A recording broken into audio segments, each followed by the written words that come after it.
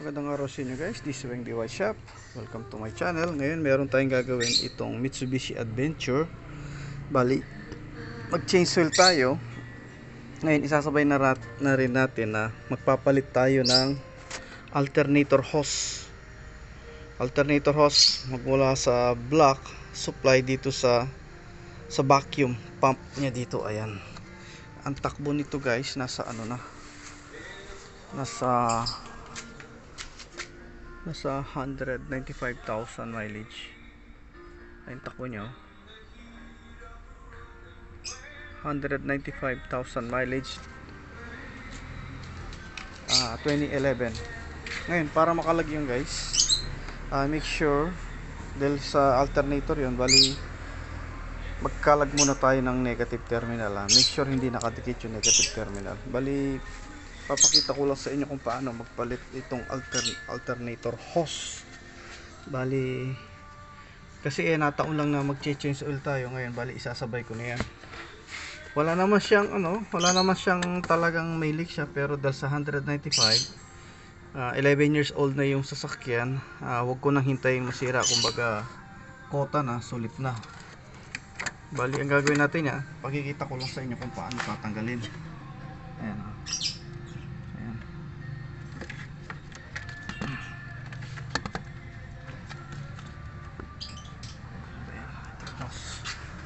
Tayo harap, ito yung alternator.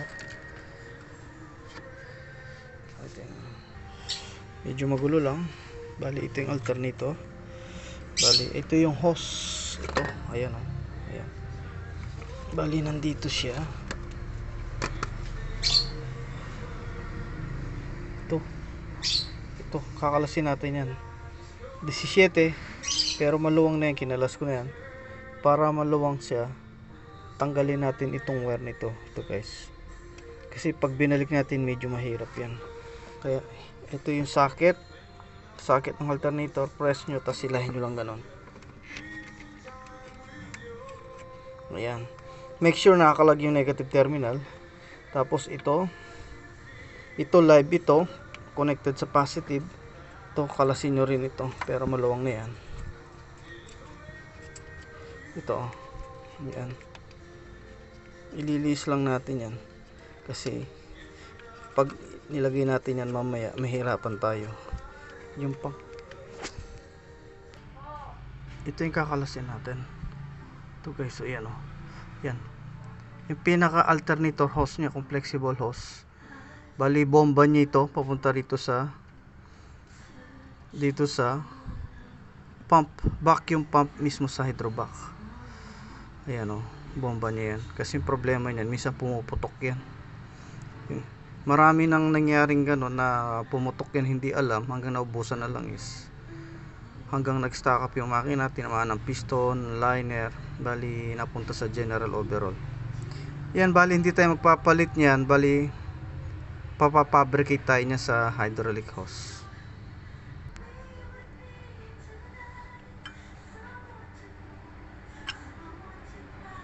So, maluwang na. Yan, maluwang na. Ito nakalas na natin guys. Ito siya, yan. Merong copper washer yan yung isa kabilaan, ayan ayan sabi lang natin. Ito guys, ayan bali natanggal na natin dito sa filter niya. Bali galing sa filter yan dito sa filter housing. Ito ayan itong filter niya papunta sa bali papunta dito sa gagaling siya rito ang supply, papunta, bali sinusupply niya ito mismong vacuum pump ng alternator sa hydrovac booster. Ngayon sa ilalim tayo.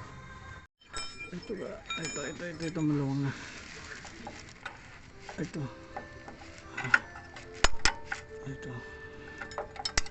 maluwang na ito. Ayun. Ayan. Bali yan, ito maluwang na yan. Yan. Pwede kayong gumamit ng ano, ng ratchet dito, ratchet. O kung wala, pwede nyo tanggalin itong hose na ito. Ito, itong vacuum hose nya, tanggalin yan para mas maluwang. Total nasingit naman natin ito. Yan, tanggalin natin yan. Lalabas na yan. May ano yan, may isang copper washer yan. Yan, wala namang ano yan. Medyo papalitan ko na guys. Ano tayo. Ayan o. Ayan o. So, matagal na siya eh.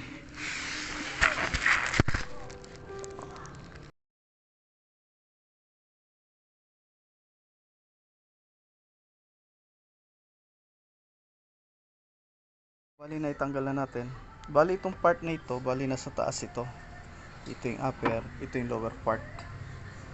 Connected ito sa alternator at ito naman connected mismo sa engine block. Ayan, bali manggagaling ang supply ng oil sa engine block papunta dito sa pump. Yan. Bali ang mangyayari nito guys, baka hindi ko man papalitan ito.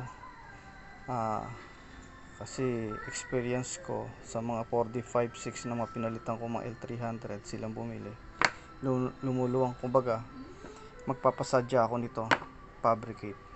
Kasi usually marami nang nangyari na ganito, yung iba walang alam, drive lang drive hanggang naubusan na lang is pag yan ang pumutok, yari ka, sabog, todas, katok na makina, major general overall. Kaya for 11 years sulit na ito, kaya huwag ko nang hintayin bumigay pa, tsaka ano na, medyo matigas na, kaya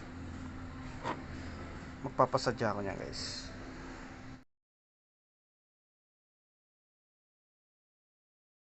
Ito guys, bali dumating na ako. Ito yung pinapress ko sa hydraulic hose. Meron nabibili to, mura siya pero wala akong kasiguraduhan. Bali ito yung luma, ito yung bago pinapress natin. Ito mas matibay siya. Ngayon pag dinala nyo, make sure na yung position, alam nyo na hindi gagalaw ito, kasi ito sa kanila hindi na nakapix nito. Kaya ngayon ilalagay na natin. So, bali nilagay na natin yung flexible hose. Ayan guys, ito na yung bago. Para makalagyan, gaya sinabi ko, tanggalin yung oil filter. Dito na yan, dito. Ayan. Ayan. Ayan. Yan yung bago na sa ilalim. Ito. Ayan, bali nilagay na natin yan. Ito siya. Ito yung pinaka-nut nya. Ito yung alternator hose natin. Ayan guys. Bali kinalas natin to. Itong vacuum hose. Ito hindi na natin kinalas ito. Ito lang vacuum hose, dalawang clip lang. Ayan, bali nilagay na. At least safety, another 10 years na naman. Fresh yan, bali sa ano yan, sa hydraulic hose. Pinasadya ko yan. So ganyan na lang guys.